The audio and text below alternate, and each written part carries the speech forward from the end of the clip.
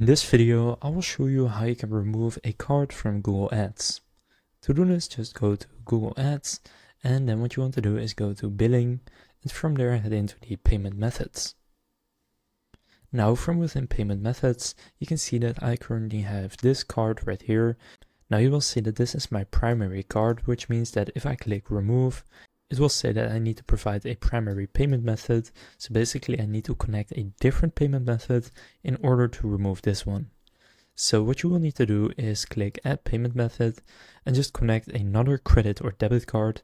You can also, for example, have no money on it, or you can connect a bank account, and then you need to make that your primary payment method, and then you can remove your main card.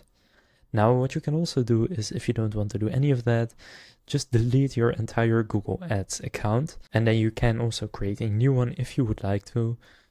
Now if you would like to do that, go to Admin right here and then Account Settings, and then here under Account Status it currently says Account Active, so then click Cancel My Account.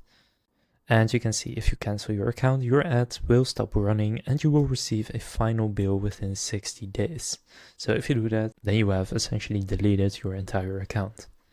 If this video was helpful, please consider leaving a like and subscribing to my channel.